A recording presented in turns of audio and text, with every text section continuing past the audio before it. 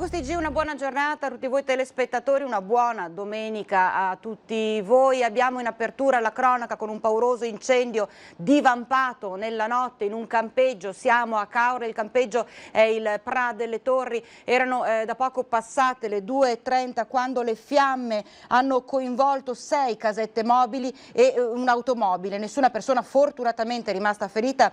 Le squadre dei Vigili del Fuoco sono arrivate dal distaccamento volontario del posto, quindi di Caorle, dalle sedi di San Donà di Piave e Portogruaro Mestre, con 6 automezzi antincendio, 18 operatori che sono riusciti a circoscrivere il rogo, evitando che venissero coinvolte le altre strutture ricettive e soprattutto che venissero coinvolte le tende che sono presenti nel campeggio, che sono altissimamente infiammabili. Sono ora in corso le operazioni di bonifica e spegnimento degli ultimi focolai con la rimozione delle lamiere con una macchina operatrice. Le cause dell'incendio al momento sono al vaglio del NIAT, il nucleo investigativo antincendio territoriale dei Vigili del Fuoco, e le operazioni di soccorso, sistemazione si protrarranno per tutta la giornata, senza dubbio andranno avanti sino al primo pomeriggio di oggi, quindi adesso da capire quale possa essere stata la scintilla che ha scatenato questo pauroso rogo proprio nel pieno della notte al camping Pra delle Torri di Caorle. E adesso, come di consueto, diamo uno sguardo al report inviato da Azienda Zero relativamente ai nuovi casi positivi che, come potete vedere dalla tabella, in questa giornata sono 6. Cioè questo più 6 sono un po' in tutte le province, perché se si vede uno a Venezia, uno a Verona, 2 a Vicenza, uno a Belluno, uno ancora in corso d'assegnazione, 6 questi nuovi casi positivi. Dunque 19.326 il totale. I soggetti in isolamento domiciliare sono 768. Andando a vedere nello specifico all'interno degli ospedali la situazione com'è, qua va decisamente bene perché è invariata, tutti questi 0, non c'è nessuna persona in area non critica, restano 169, nessuna nuova persona in terapia intensiva, restano 10, 8 negativizzati, 2 positivi, di cui appunto uno di Vicenza, e 0 fortunatamente le persone decedute. 1429 e le persone che hanno perso la vita in ospedale dal 21 febbraio ad oggi, quando appunto è partita l'emergenza Covid-19. E intanto si parlava della persona, del positivo all'ospedale di Vicenza. È stato segnalato alla procura di Vicenza l'imprenditore tornato dalla Serbia, risultato Covid positivo. Adesso appunto la procura sta vagliando la sua situazione per capire come muoversi nei suoi confronti, come agire nei suoi confronti. Il governatore del Veneto Luca Zaia è stato categorico già da domani, praticamente dalla settimana entrante, partirà una nuova ordinanza molto più dura, molto più severa contro chi non rispetta la quarantena.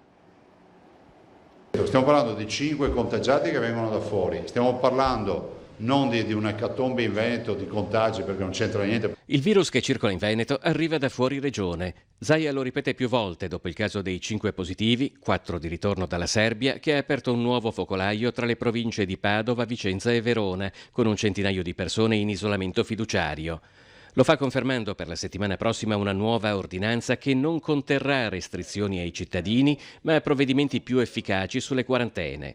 Zaia ha anche parlato col ministro della Salute Speranza della possibilità di applicare in alcuni casi il trattamento sanitario obbligatorio. Anche lui riconosce che il tema del trattamento sanitario va chiarito fino in fondo, perché effettivamente davanti a casi estremi i nostri sanitari, per attuare il piano di sanità pubblica, non è che lo fanno perché siamo entrati in una dittatura, no? Qualcuno dice il trattamento sanitario. Guardate che una persona infetta da coronavirus non può andare in giro. Il centinaio di persone venute a contatto con i 5 positivi è stato sottoposto a tamponi che saranno ripetuti a breve e che al momento hanno dato tutti esito negativo. Ha intanto però avuto conseguenze l'atteggiamento del cosiddetto paziente zero del focolaio, un imprenditore 65enne del Vicentino attualmente ricoverato in terapia intensiva. Noi oggi abbiamo presentato in procura una segnalazione perché ravvisiamo i profili per una colpevolezza da parte di questa persona, che partono dalla mancata collaborazione con le autorità sanitarie fino al rischio di provocare epidemia nella popolazione consapevole di essere portatore di un contagio. Nello specifico mancano all'appello diversi partecipanti ad una cena svoltasi il 27 giugno, nella quale ci sarebbero state più di 100 persone, ma della quale dal paziente sono arrivati solo 20 nomi. L'appello è quello di contattare l'ULSS Ottoberica per sottoporsi a tampone. Siamo rimasti molto seccati per di poco da questo comportamento. Le aggiungo che c'è stato anche un atteggiamento molto supponente nei confronti del personale sanitario, questo noi non lo accettiamo. Intanto, assieme all'Emilia Romagna, il Veneto ha segnalato al Ministero della Salute le falle del DPCM nel caso di rientro da un paese extra Schengen di uno straniero che lavora in Italia o di un italiano che ha sede di lavoro all'estero. Abbiamo scritto al Ministero, intanto facendo presente che avevamo questi focolai importati, chiedendo che tutti i soggetti che rientrino possano effettuare il tampone. Se non vogliono disporre l'isolamento, potremmo al momento dell'arrivo fare un tampone. Se questo è negativo, la persona, informato anche il datore di lavoro, potrebbe andare a lavorare con i dispositivi di protezione e fare un secondo tampone a 5-6 giorni dall'arrivo. E a proposito è intervenuta, a proposito di questo paziente Covid positivo di rientro dalla Serbia, è intervenuta proprio l'azienda per cui lavora, l'azienda vicentina, dice: le nostre aziende hanno sempre rispettato tutte le precauzioni, attuato i protocolli anti-Covid in maniera attenta e dettagliata. Non esiste alcun pericolo a riguardo ciò, ci stiamo attivando per dare un ulteriore messaggio di sicurezza e certezza che non esiste alcun pericolo ulteriore di contagio in quanto le persone potenzialmente coinvolte sono tutte in isolamento. Quindi questo è l'intervento dell'azienda vicentina di lavorazione metalli, il cui titolare appunto è risultato positivo al Covid assieme ad altre 4 persone che hanno generato il nuovo focolaio di cui ha appena parlato anche il governatore Zaia in Veneto. Tra l'altro questa nota è stata data anche alla famiglia dell'imprenditore, lo stesso l'imprenditore è attualmente ricoverato, abbiamo sentito poco fa, in terapia intensiva all'ospedale di Vicenza, e la nota inviata dall'azienda si chiude tra l'altro con la smentita di ogni falsa notizia di coinvolgimento della famiglia al contagio del Covid-19. Nessuno, dice la nota, ha avuto contatti con la persona da diverse settimane almeno, quindi viene smentito il coinvolgimento, come si pensava all'inizio, della famiglia all'interno di questa vicenda che davvero ha parecchi lati oscuri, però sarà insomma la magistratura che chiarirà il tutto. E intanto questo nuovo focolaio, soprattutto nell'area di Vicenza, ha parecchio scosso le persone residenti, che chiedono più responsabilità e soprattutto più senso civico. Ritengo che ciascuno di noi debba comportarsi con una buona dose di coscienza individuale. Non avere le giuste precauzioni e quindi mettere a rischio anche gli altri, questo sì. Direi che è anche una mancanza di senso civico, sì. Noi vediamo una certa serietà nel comportamento sia a livello aziendale che durante il tempo libero, però forse qualcuno dovrebbe riflettere di più e impegnarsi in maniera diversa proprio per non incidere poi sul risultato complessivo. Un senso di responsabilità ci deve essere dei genitori nei confronti dei figli che non seguono le regole e degli adulti che non danno il buon esempio alle altre generazioni. Noi rispettiamo le regole, signora. Vedo che avete la mascherina. Sì. Ma cosa ne pensate un po'? Mancato senso civico? C'è qualcosa? Mancato senso civico. Ognuno vuol fare quel cacchio che vuole. Mancano le regole e le regole devono essere osservate. Secondo lei abbiamo un po' abbandonato quelle che sono le misure, le precauzioni, visto quello che è successo? Secondo me settimana dopo settimana ci stiamo allontanando dalle vere precauzioni. Abbiamo sentito, le regole devono essere rispettate, quello che hanno detto i nostri telespettatori, le persone che abbiamo incontrato e abbiamo intervistato. C'è una breve pausa, ci ritroviamo tra pochissimo.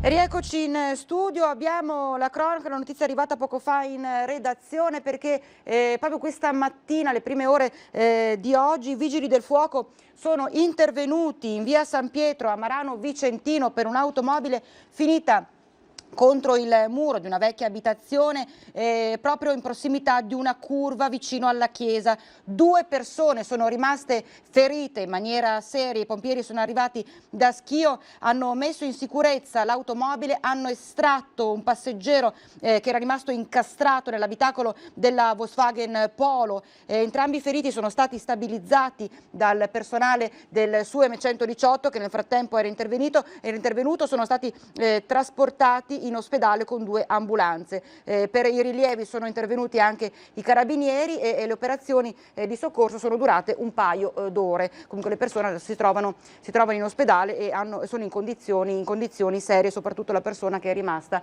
incastrata nell'abitacolo dell'auto. Mentre ieri sera i carabinieri di Barbarano Mossano sono intervenuti, hanno arrestato per detenzione di droga ai fini di spaccio un uomo di 31 anni. I militari hanno proceduto d'iniziativa al controllo della persona che è stata arrestata, che si trovava fuori casa, perché hanno notato proprio vicino alla sua abitazione una pianta di sostanza stupefacente tipo cannabis. Allora è partita la perquisizione domiciliare e hanno trovato, pensate, 1,3 kg di droghe, di sostanza stupefacente, marijuana, che si trovava in diversi barattoli in abitazione, e nonché 3 serre, una stanza adibita ad essiccatoio e 19 piante in maturazione, alcune delle quali erano coltivate nell'orto di competenza dell'abitazione del 31enne. E nonostante la dichiarazione dell'uomo di farne uso personale, è stato ugualmente posto in arresto ai domiciliari, così come è stato disposto dalla procura stessa di Vicenza.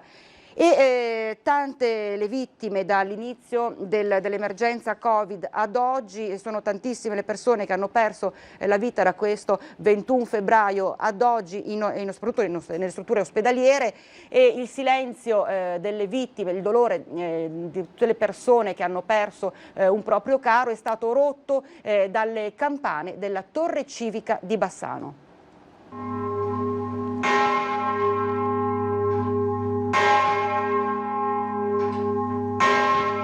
2 minuti di forti emozioni e le campane della Torre Civica di Bassano che suonano contemporaneamente a quelle di tutte le chiese della provincia di Vicenza per ricordare le 343 vittime del Covid in questo territorio.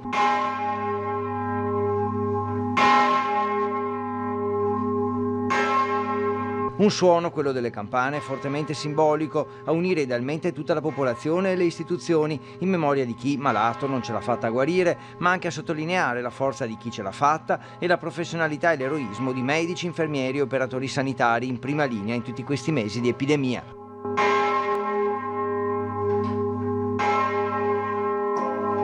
Contemporaneamente nel santuario di Monteberico il vescovo Beniamino Pizziol ha celebrato una messa davanti a sindaci, istituzioni e soprattutto ai familiari delle vittime.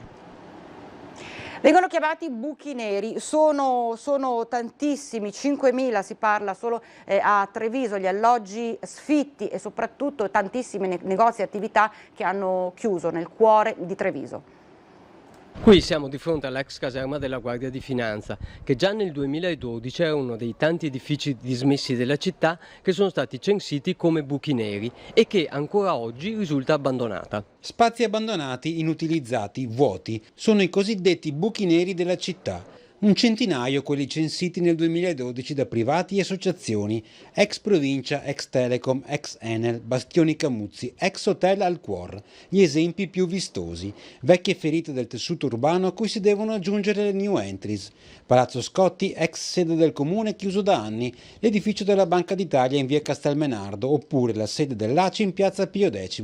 Sono solo alcuni dei 50 nuovi buchi neri che allungano la lista degli ex. E anche considerando i 30 edifici recuperati, secondo Coalizione Civica c'è poco da gioire. A investire per ristrutturare sono quasi sempre privati e grandi immobiliari. Diminuiscono così spazi e servizi pubblici e aumentano gli appartamenti. Da edifici che prima erano destinati a servizi, banalmente i cinema, siamo passati a edifici che nello stesso luogo adesso ospitano delle residenze, nonostante che in città ci siano probabilmente almeno 5.000 alloggi sfitti. Nella mappa dei buchi neri si può leggere il futuro urbanistico della città. L'equilibrio della città cambia, gli edifici magari vengono costruiti ma non vengono utilizzati, il centro storico progressivamente, invece che essere vissuto, viene solamente fruito, diventa un luogo in cui si va, si passa e la sera viene abbandonato. E non solo vecchi edifici, nella galassia del vuoto rischia di finire anche ciò che sa ancora di nuovo. E potrebbe essere uno dei torrioni della Piani, quello per esempio che sembra non verrà occupato dalla Camera di Commercio, o potrebbe essere uno dei torrioni che verrà abbandonato dall'Agenzia delle Entrate o dalla Guardia di Finanza. Bisogna costruire di meno e incentivare i recuperi urbanistici in grado di mantenere i servizi. In una parola, serve una nuova politica urbanistica. Io capisco che nell'immediato vedere avviare un recupero dove oggi c'è un buco nero può essere un sollievo, ma il problema è che se non si ha un disegno della città in cui ciò che verrà realizzato in quel buco nero risponde a delle esigenze, rischiamo di avere gli appartamenti invenduti. L'amministrazione deve porsi di nuovo il problema di governare il territorio. Qualche minuto di pausa, ci vediamo tra poco.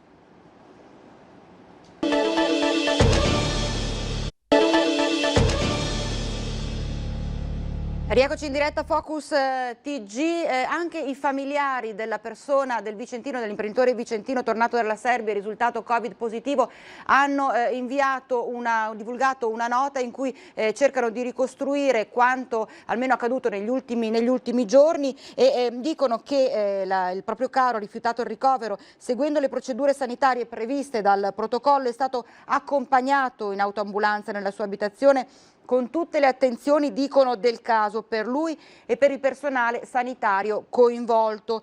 Possiamo garantire, proseguono i familiari, che da domenica 28 giugno a mercoledì 1 luglio, il giorno in cui è stato ricoverato, è rimasto in isolamento nella sua abitazione.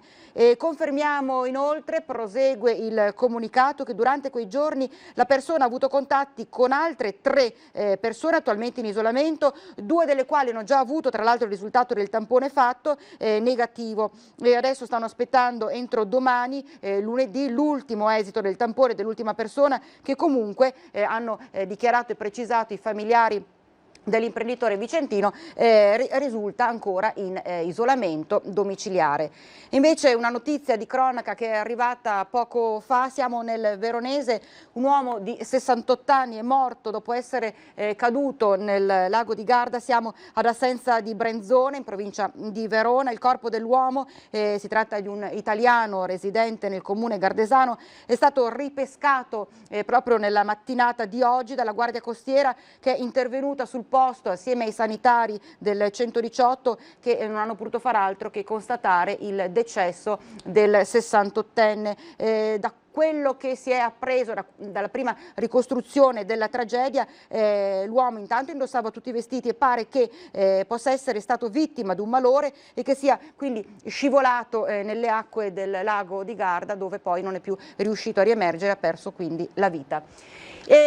Tra pochissimo c'è una lunga intervista al governatore del Veneto, Luca Zaia, che soprattutto in questo momento così particolare, così teso, fa un po' uno spaccato, traccia un po' tutti i punti principali che interessano l'intera regione, quindi seguiremo proprio il governatore Zaia, che ci illustrerà, ci farà un quadro della situazione veneta ad oggi. Io vi ricordo, prima di salutarvi, prima di lasciarvi al governatore Zaia, i soliti appuntamenti con lo sport e la ginnastica, quindi dalle 16:30 in poi spazio a Tai Chi, Zumba e ginnastica dolce, poi come sempre alle 18 l'appuntamento è alla Basilica del Santo con la quotidiana Santa Messa. Grazie intanto per averci seguito, vi lascio al governatore Zaia. Buongiorno ai nostri telespettatori, buongiorno al Presidente Buongiorno Zaia. a voi. Siamo naturalmente in un ambiente che vi è familiare, la sede regionale della Protezione Civile. È stata una settimana intensa con tante buone notizie, direi, e altre notizie un po' meno buone. Comunque l'allarme del coronavirus, seppur con dei dati molto buoni, non deve essere preso sotto gamba. Presidente, lei lo ripete sempre, anche alla luce di alcuni nuovi focolai che si sono verificati in Veneto.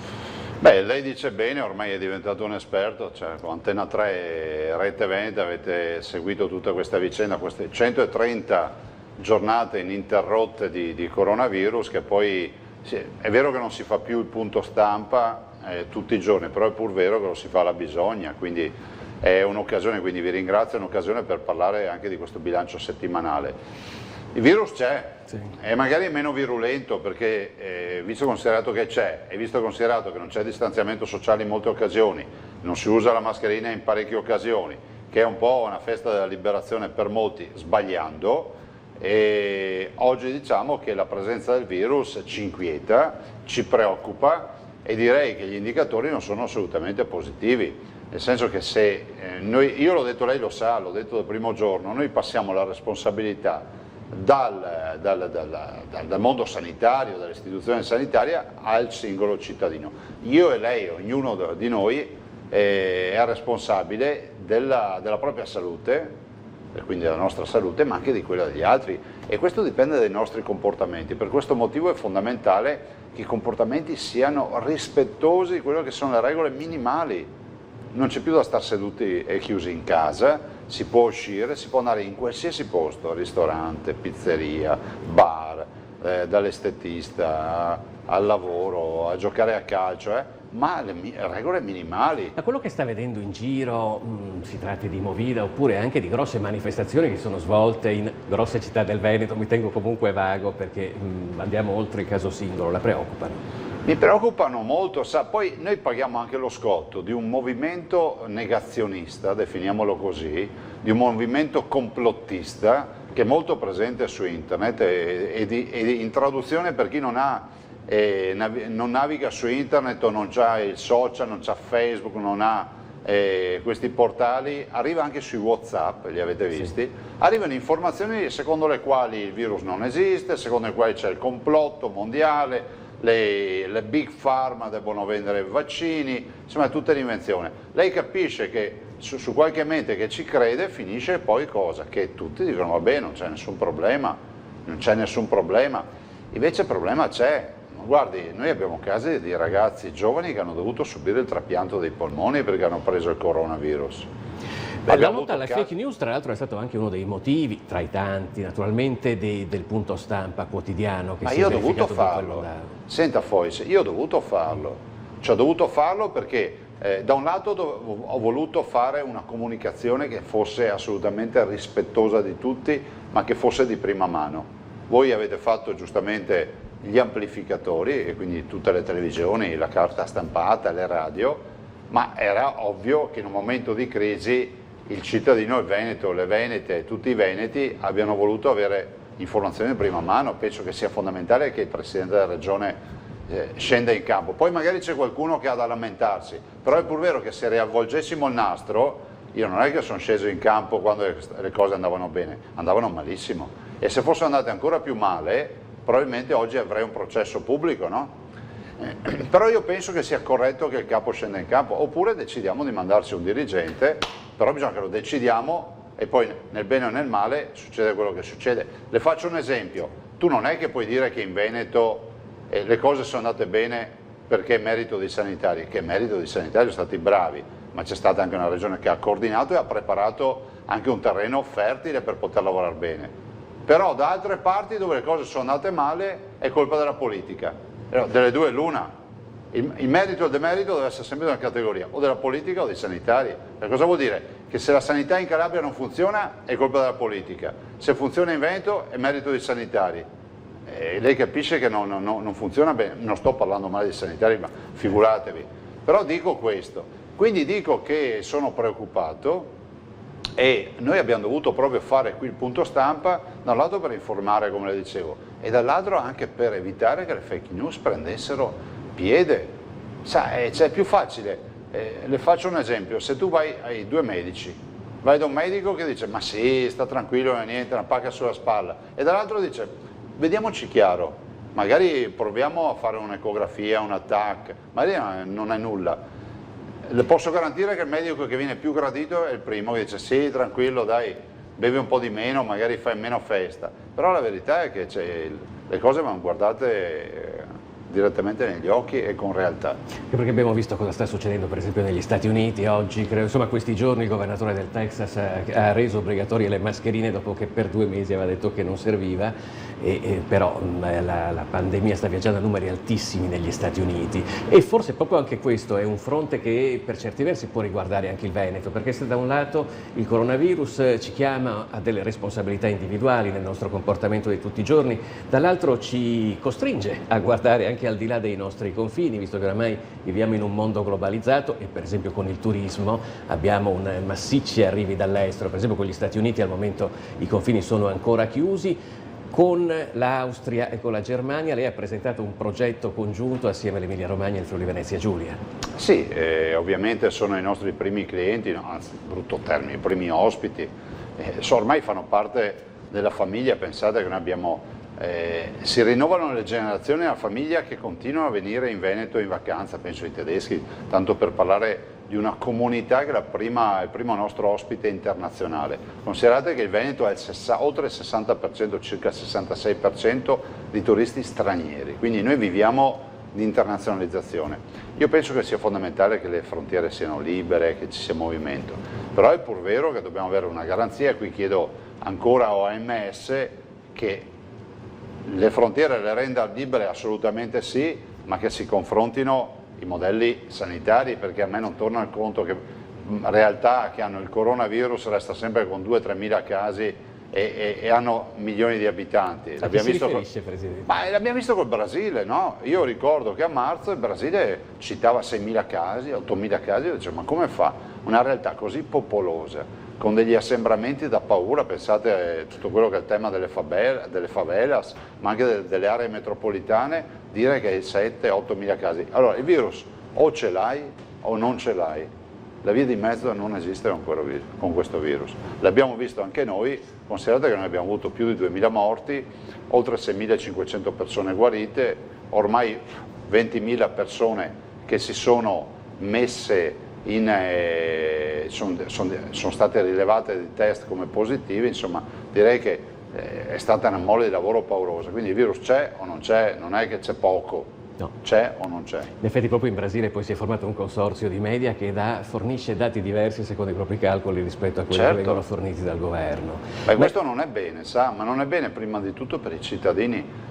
Guardi, io penso che bollettini così trasparenti, bollettini così istantanei, 2 volte al giorno, e detti direttamente in diretta ai cittadini abbiamo fatto solo noi. E ci sono comunità internazionali, ad esempio il Giappone non è che fa i bollettini tutti i giorni, forse qualcuno mi ha detto che lo fa una volta al mese, una roba del genere, dà dei dati. In Giappone se tu hai la febbre devi andare solo in un Covid center, devi andare in un ospedale dedicato a chi ha la febbre, non è che puoi andare in giro per gli ospedali.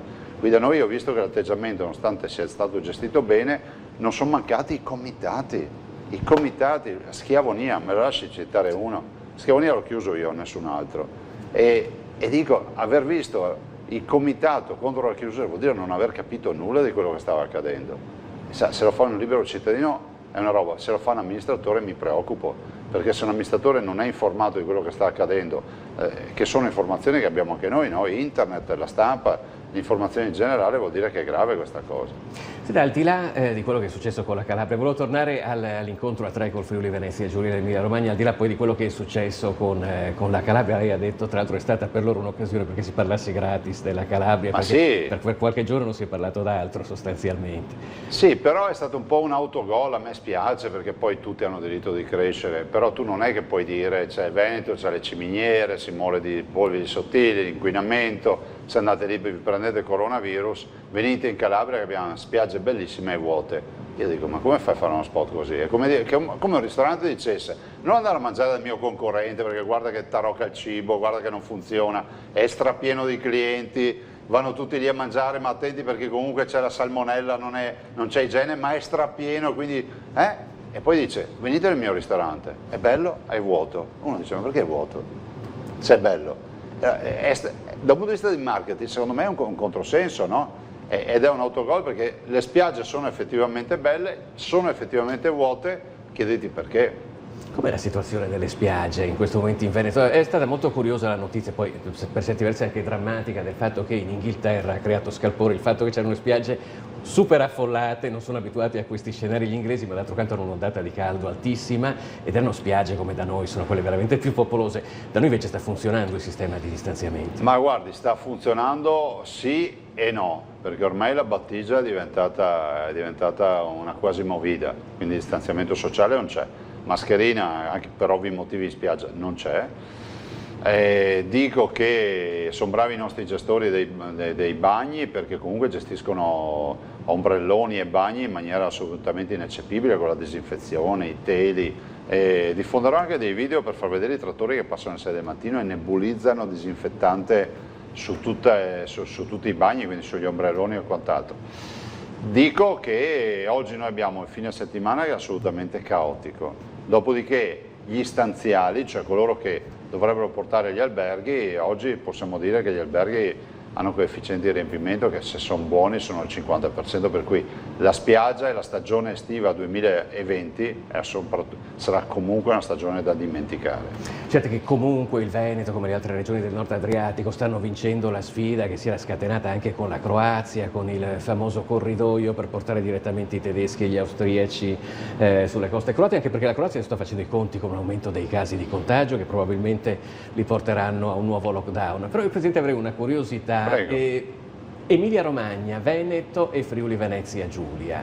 È pensabile, si tratta di 3 economie molto forti del nostro paese. Una volta noi avevamo il triangolo industriale Torino, Milano, Genova, su cui si concentrava lo sviluppo italiano. Oggi invece lo sviluppo è più forte da noi in Emilia Romagna e anche in Friuli Venezia Giulia. È possibile che la collaborazione che è iniziata con questo progetto per le spiagge vada avanti? Sì, assolutamente sì. Guardi, io credo moltissimo questo progetto, l'ho voluto, credo che noi possiamo determinare un fenomeno di marketing internazionale, una massa critica da paura, perché noi facciamo più di 100 milioni di presenze turistiche all'anno, 100 milioni di presenze turistiche all'anno, Friuli Venezia Giulia, costa, Riviera, cominciamo a chiamarla Riviera, che è un termine internazionale, Veneto, la Riviera Adriatica e l'Emilia Romagna, meglio la Romagna in particolar modo, altra Riviera, noi oltre 100 milioni sicuri, ma sicuri.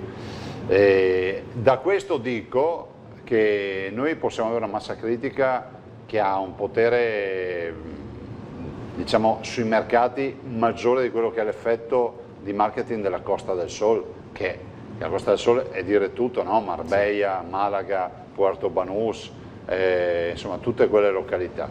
Io penso che noi dovremo lavorare con questo effetto territoriale, quindi fare fiere assieme, fare promozione assieme e anche ridare un nome a questa riviera. Se fosse per me la chiamerei Venice Riviera, no? Sai che noi siamo del Land of Venice, Venice Riviera o Venetian Riviera, adesso non so, però mi rendo anche conto che gli altri 2 compagni di viaggio, però potrebbe essere anche Adriatic Riviera, perché il termine Riviera è chiaro, Adriatic anche, quindi direi positivo, assolutamente sì. Il coronavirus ha aperto tantissimi fronti come conseguenze, soprattutto dal punto di vista economico. A me ha colpito, presumo anche a molti dei nostri telespettatori, l'allarme che è stato lanciato questa settimana dalla Banca d'Italia a Venezia, che ha calcolato una diminuzione del PIL che in Veneto potrebbe essere addirittura inferiore alla media nazionale. Ma guardi, il tema della recessione, il tema della ripartenza non facile, consideri solo che lei lo diceva prima, gli Stati Uniti sono chiusi. Immaginate solo una comunità come il Veneto quanto dialogo anche commerciale, economico e finanziario ha con gli Stati Uniti. Se non ricordo male, gli Stati Uniti rappresentano quasi il 10% dei nostri turisti. Quindi vuol dire che almeno il 10% del PIL turistico del Veneto, che è circa 18 miliardi di euro, viene messo a repentaglio dal fatto che loro non possono venire, e quindi 1,8 miliardi che se ne va. E quindi sono occupazione. Oggi noi perdiamo circa 60.000 posti di lavoro, dei quali almeno 35.000 dal comparto turistico, che è la prima industria in Veneto. Non ce la passiamo bene, speriamo che questa recessione sia veloce, quindi si va giù e si torna su velocemente. Di certo è che noi sappiamo che il coronavirus ha pesato molto, e dall'altro vediamo che c'è questa fase di limbo, come l'ho definita io, no? La fase 2 è finita, la fase della convivenza è finita, adesso siamo in una fase nella quale sei un po' stordito, capisci che puoi camminare con le tue gambe, hai preso una botta, però non hai ben capito se ti arriva un altro pugno in faccia, quindi è una fase molto critica, perché poi è la fase dell'inquietudine, no? È la fase dell'insicurezza, dell'incertezza. Ecco, io direi che adesso dovremmo capire cosa accadrà d'autunno. Peraltro continuo a dire che noi dovevamo andare a votare a luglio, come vede a luglio comunque siamo in grado di andare a votare, non sono certo che a fine settembre riusciremo ad andare a votare. E questa sarà una gravissima colpa del governo se non andremo a votare. Ma il fatto che il Veneto venga segnalato con un PIL che cresce meno della media nazionale dipende dal fatto che prima correvamo troppo?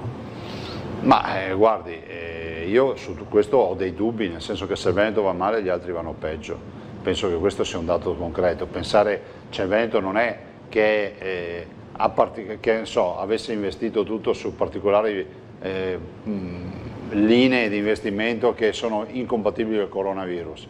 È che noi abbiamo il turismo, per carità, noi paghiamo di più sul fronte turistico rispetto ad altre regioni. Lì potremo avere dei problemi. Per il resto, insomma, i comparti produttivi sono comparti produttivi importanti. Forse si cresce di meno rispetto, o meglio si perde di più, perché da noi si produce di più e quindi un povero resta povero, un ricco è più facile che diventi povero. Del resto Friedman nella teoria dei bisogni ha detto più bisogni uno che ha e non ha più. Quindi noi rischiamo di trovarci in questa condizione. Senta, sempre riguardo ai pericoli della ripresa adesso della nostra economia, ci sono altri due fronti aperti, sempre in settimana l'ANAC, l'Autorità Nazionale Anticorruzione, ha segnalato il pericolo di un aumento di corruzione che sembra sia correlato spesso ai periodi di crisi. Un altro è quello che riguarda le infiltrazioni della criminalità organizzata nella nostra regione, che anche durante la crisi del 2008 si era per certi versi sostituita alle banche che avevano difficoltà a concedere credito a imprenditori che erano in difficoltà. Ma guardi, sono due rischi collegati all'essere umano, no? Cioè la delinquenza, la criminalità e la corruzione. Detto ciò, se sai che c'è la combatti, ma non è che possiamo tutti vivere con lo scafandro nelle pubbliche amministrazioni perché c'è qualcuno che ciclicamente dice che c'è la corruzione, c'è la malavita. Cioè, se sapete che c'è, abbiamo le istituzioni, noi non siamo forza di polizia, fate polizia, controllateci i telefoni, controllateci i conti correnti, però usciamo da sto ambito dove vige il sospetto su tutto e su tutti, perché io lo dico, lei lo sa da sempre, la paralisi ormai l'abbiamo raggiunta, cioè oggi sei più tranquillo a non far nulla in un ente pubblico che a porti il problema di fare qualcosa. Le faccio un esempio, noi abbiamo portato a casa 13 milioni di mascherine gratuite, regalate da Grafica Veneta, in un momento nel quale non trovavi neanche uno straccio da metterti in faccia, uno straccio, non una mascherina, cioè totale panico. Grafica Veneta le ha realizzate, ce le ha regalate. Poi c'è anche qualcuno che va a ravanare per capire se non ci sia qualcosa dietro a sta roba. Capisce che se non facevamo nulla, cioè non accettavamo un regalo, siamo a sti livelli qua in Italia, tranquillamente ce ne stavamo lì seduti ad aspettare, perché se in questo paese se tu non fai nulla hai la certificazione che nessuno ti verrà a rompere le palle, ma così si va alla morte. Qual è la critica che le ha fatto più male in questi mesi? Ma decisamente quando è stato detto che mentre morivano i veneti, una forza politica del Veneto, se così si può chiamare, perché chi fa queste dichiarazioni non ha neanche forza politica, perché forza politica vuol dire rappresentare qualcuno, hanno detto che noi avevamo ridotto il metallo terapie intensive, mentre familiari vedevano morire i propri congiunti o i propri parenti in terapia intensiva, qualcuno diceva nel pieno della crisi, con centinaia, che avevamo problemi perché qualche anno prima avevamo ridotto la metà delle terapie intensive. Sa qual è stato il problema? Siamo sbagliati a leggere la tabella. C'è invece qualche cosa che non rifarebbe, un errore che ha fatto? Ma guardi, errori se ne fanno tanti, cioè dire che questi siano percorsi netti, la vita non è un percorso netto, no? Io immagino sempre la discesa dello slalom, no? Per quanto bravo tu sia, una pallina prima o poi te la prendi su un braccio o su una gamba. Io penso che l'abbiamo fatto col cuore, abbiamo cercato di fare il massimo, dopodiché forse il vero errore, io dico, se domani mattina qualcuno dicesse alla comunità internazionale c'è il rischio di una pandemia perché in Cina c'è un virus che si chiama quello che si chiamerà. Che in effetti è stato lanciato dopo l'allarme su un virus che si trasmette addirittura dai maiali, anche se poi l'OMS ha detto che dal 2008 che lo stanno tenendo sotto controllo. Però se accadesse questo, io prenderei i miei migliori e gli direi guardate ragazzi, va bene OMS, va bene Istituto Superiore di Sanità, va bene tutti gli esperti, io mi fido di voi, andate lì, cercate di capire, parlate con i vostri colleghi. Le faccio un esempio, nessuno è venuto a dirci, se qualcuno venisse da lei oggi e le dicesse guarda tu vieni dal Veneto, hai vissuto il coronavirus, nel mio paese sta arrivando, cosa mi consigli di fare? Lei direbbe comprate mascherine, comprate respiratori e fate tamponi, fate test, poi ci sarà l'evoluzione, ma i tamponi non ci saranno più, adesso c'erano i test rapidi. A noi queste robe non ce le ha dette nessuno, ma addirittura nessuno ci ha detto che i pazienti coronavirus in terapia intensiva, intubati per dargli ossigeno, consumano, che so, 10 volte di più ossigeno rispetto a un paziente normale. E lei dice, vabbè, compra bombole? No, c'è un problema, che i tubi che portano ossigeno si congelano, perché il flusso del liquido e del gas, scusi, dell'ossigeno è troppo veloce, crea l'effetto laminazione come principio fisico e quindi si congelano. Quindi lei direbbe, guarda, ricordati, attenzione di cambiare tutti gli ugelli e i raccordi dei tubi, cosa che noi abbiamo fatto, ma perché l'abbiamo sentito da altri colleghi. Poi lei capisce che queste robe non ce le ha dette nessuno, quindi mi chiedo, quelli che hanno studiato il coronavirus cinese, cosa hanno studiato? Bella domanda. Io non lo so. Senta, la domanda invece è su un tema che le sta particolarmente caro, l'agricoltura. Quanto e come ha patito il coronavirus? Io ricordo per esempio c'erano molta preoccupazione sul fatto di tanti stagionali che arrivano da paesi in cui però o c'era il lockdown oppure se fossero venuti a lavorare in Veneto poi avrebbero dovuto scontare una quarantena nel paese d'origine. Sono state condizioni assolutamente proibitive. Sono state condizioni nelle quali l'agricoltura comunque ha avuto delle mazzate paurose, cioè lei considera che il lockdown, sì è vero, la gente ha continuato a mangiare, ma la gente si è anche approvvigionata molto spesso di generi a lunga conservazione, no? Lo scatolame ha avuto un successo da paura, è sparita la farina per fare i dolci perché comunque c'è un'attività, ma se uno fa dolci è inevitabile, sì per carità la farina viene dall'agricoltura, non è la produzione, quella diciamo di stagione, è stata un po' più massacrata. E poi l'agricoltura significa lavoratori, significa tutti i problemi che abbiamo vissuto. Se lei ci pensa, no? Se avessero detto a noi i primi di gennaio, guarda, voi adesso dovete organizzarvi per chiudervi in casa, girare con la mascherina e cambiare i vostri modelli di vita, lo avrebbero ammazzato sulla pubblica via l'amministratore che fosse andato di queste robe. Ma siccome Freud diceva che l'essere umano è l'animale che più si adatta a tutto, ai cambiamenti, noi l'abbiamo dimostrato, per noi ormai è normale portare la mascherina, per qualcuno no, ma noi abbiamo un distanziamento sociale adesso, sì. Guardi, se lei allunga il braccio, lo facciamo vedere, non riusciamo, oltre al fatto che saremo a 2 metri, e poi abbiamo le mascherine. Sì. Quindi anche la mascherina, io non so più in che lingua dirlo, no? Magari imparerò in giapponese e ve lo dirò in giapponese, dovete portare la mascherina negli ambienti chiusi e dove ci sono assembramenti, ma è fondamentale. Guardate, ripeto, noi abbiamo, ho seguito io una storia che non è veneta, di un paziente che ha avuto, giovanissimo, ha dovuto trapiantare i polmoni. Questo è un virus bastardissimo, cioè che ti dice ti fa raffreddore, sì, ti può fare raffreddore, ti può dare la tosse, il catarro, la bronchite, la polmonite, puoi rimetterci i polmoni, ma siccome sono poi tutta una serie di trombosi e coagulazioni, puoi avere encefaliti, puoi avere miocarditi, insufficienze renali, puoi fare un infarto al midollo spinale e perdere magari l'uso delle gambe, cioè insomma tutti i casi che abbiamo negli ospedali del Veneto. Cioè, anzi direi che il coronavirus non è un problema il coronavirus, è un problema quello che ti lascia il coronavirus, se volessimo proprio dare una sintesi. Quindi non sottovalutate sta roba. E gli indicatori oggi ci dicono che grazie ai nostri comportamenti scorretti il movimento è riniziato. Senta, un altro tipo di lavoratore molto presente nella nostra regione che arriva dall'estero sono le badanti. Qualche tempo fa c'era stata la notizia di una badante che era risultata positiva, viaggiava su una moldava che viaggiava su una corriera di cui poi si è andati alla ricerca degli altri occupanti. Da questo punto di vista c'è stato un impegno preciso del Veneto? Ma guardi, io adesso chiedo il testing gratuito, lo faremo a tutte le badanti che entrano nelle case, quindi le badanti devono farsi vive e farsi testare.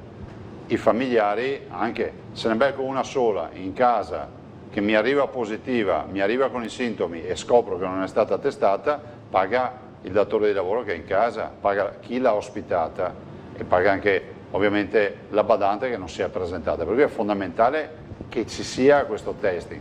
Dopodiché non è che possiamo fare i tamponi a tutto il mondo, cioè noi, se pensa 21 febbraio, quindi 21 marzo, 21 aprile, 21 maggio, 21 giugno, in 4 mesi abbiamo fatto quasi un milione di tamponi, il che vuol dire che ci metti 4 mesi a fare 1 milione di tamponi. Siamo 5 milioni di veneti, quindi anche chi teorizzava tamponi a tutti, vuol dire che 5 per 4, 20, ci vogliono 20 mesi per farli a tutti.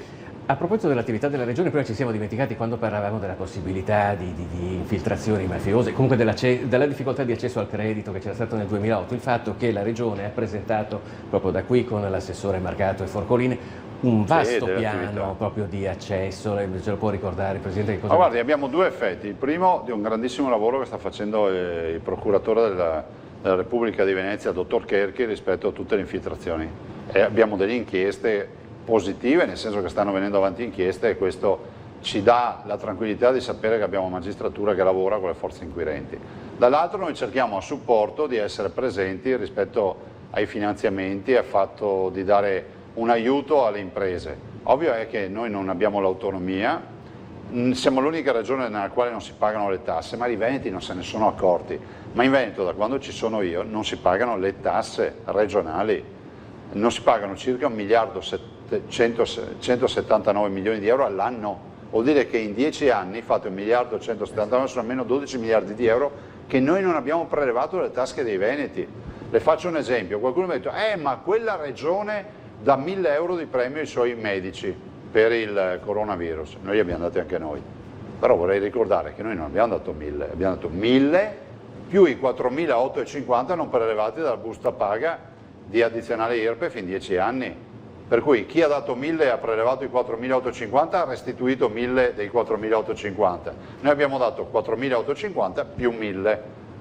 Ma bisogna capirle queste robe, perché sennò finisce sempre che chi arriva, capito, col cartone di pasta a fine cena è quello che ha organizzato la festa, ma non funziona così. C'è chi ha cucinato, fatto da mangiare, quindi ognuno deve stare al suo posto.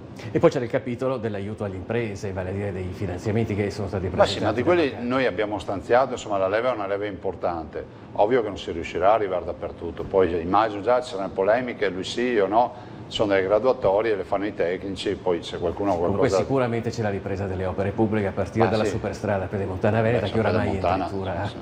Pedemontana si va avanti, ne abbiamo aperti 10 km anche 2 settimane fa, il 10 di giugno, continuiamo ad andare avanti, stiamo parlando di una grande opera perché sono 94 km e 500 metri, 36 comuni, 14 caselli, 2 miliardi, 250 milioni, 58 milioni di opere, stiamo parlando della più grande infrastruttura in cantiere oggi in Italia, tutti parlano del ponte di Genova, voglio ricordare che noi abbiamo la più grande infrastruttura oggi in Italia in cantiere. Adesso abbiamo avuto un po' di guai con il coronavirus, come tutti i cantieri, loro hanno continuato a lavorare, il fermo reale sono stati 10 giorni, ma non avevano i fornitori, però noi verosimilmente fine 2020, prima fase del 2021 l'infrastruttura è chiusa, cambierà la vita, cioè Treviso-Montebelluna saranno 10 minuti, Treviso-Bassano saranno 20 minuti, Bassano a 4 a Montecchio saranno 20 minuti a farla grande, cioè questi saranno i tempi di percorrenza, c'è una roba strepitosa, cioè cambierà il nostro modo di pensare. Voi avete la vostra sede, siete bassanesi, no, di origine, sì. Il vostro editore è un bassanese, e cioè voi da Bassano entrate in autostrada, uscite a Treviso Sud e ci metterete 20 minuti, 25 minuti a farla grande, oggi ci mettete un'ora e un quarto, un'ora e mezza. Questa è la verità. Senta, siamo proprio in chiusura del nostro appuntamento. Prego. La crisi del coronavirus l'ha portata ancora di più alla ribalta nazionale, per cui la domanda che si pongono da più parti e che sorge spontanea è che cosa c'è nel futuro di Zaia, se c'è un'importante carica nazionale. Ma senta, io dico sempre, non è che possiamo passare tutta la vita in prova, no? Cioè il mio cuore batte per il Veneto, ho lasciato un ministero per venire in Veneto e penso di aver dimostrato l'amore per il Veneto. Io sono quello, perché poi a un certo punto, lasciamo perdere la modestia, sono quello che ha portato le Olimpiadi in Veneto, sono quello che ha sbloccato la Pedemontana in Veneto. Voglio ricordare che io ho ereditato un'opera che era un cadavere eccellente, si è visto il dibattito. Ho portato il patrimonio dell'umanità per l'8° sito UNESCO in Veneto, che è il Prosecco. abbiamo portato un referendum per l'autonomia, voi ci avete dato una mano da paura, no? Nell'informare i veneti, perché qualcuno dice, ma Zaia fai i punti stampa 130 giorni di seguito, non è che dice Zaia ci ha messo la faccia che se va male le robe c'è lui davanti, no, e quindi poi è fuorviante per le elezioni, condizione il consenso, cioè tu mi stai dicendo che i veneti sono degli idioti allora, cioè che basta che Zaia si metta davanti alla telecamera, parli non dell'aria fritta ma parli del coronavirus, perché io venivo sempre a parlare del coronavirus, e tu sostieni che la mia azione condizionerà il voto dei veneti, allora stai certificando che il tuo pensiero è che i veneti sono degli idioti, invece i veneti sono gente assolutamente scafatta, in grado di prendere le loro decisioni in maniera oculata e di fare le loro valutazioni, lo hanno dimostrato con l'autonomia.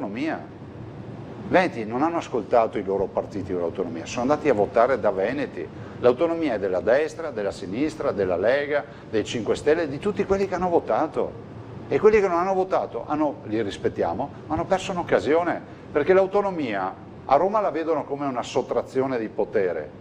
In Veneto invece per noi è una grande assunzione di responsabilità, questa è la verità. E comunque Fois, noi sull'autonomia non molliamo. Lei ha fatto firmare anche un documento pro autonomia per le elezioni regionali. Ma ancora non l'hanno firmato. Ancora non l'hanno firmato. Però... Perché lì c'è stata qualche frizione con Fratelli d'Italia che ha detto, però dovete anche appoggiare il presidenzialismo. Guardi, noi andiamo d'accordo con tutti. Io peraltro sono per il presidenzialismo, per tutto quello che noi popolo possiamo eleggere. Presidenzialismo, spieghiamolo a qualche cittadino, magari dice di cosa parlano. Mi eleggo direttamente Presidente della Repubblica, ma io sarei per eleggere direttamente anche Presidente del Consiglio, tutti, scrivendo il nome sulla scheda, non facendo croci, e croci una volta le facevano perché c'era l'analfabetismo, oggi siamo in grado di scrivere il nome, anche perché dimostra se c'è un leader oppure no. Io dico che noi abbiamo ottimi rapporti con tutti, io peraltro ce li ho da destra e a sinistra, a parte qualcuno che insomma, passa il suo tempo ad aggredire. Qualcuno che diceva che lei e Bonaccini vi sentite più tra di voi che con Salvini e Zingaretti. No, io sto parlando da destra e a sinistra, io guardi, ho parlato anche amici che votano sinistra, cioè che votano da sempre a sinistra, però io penso che il problema non sia della casacca politica, sia dell'intelligenza delle persone. La persona intelligente poi guarda i risultati, cioè quante volte abbiamo sentito i nostri cittadini dire io in comune voto la persona, a me sembra un fatto di intelligente, no?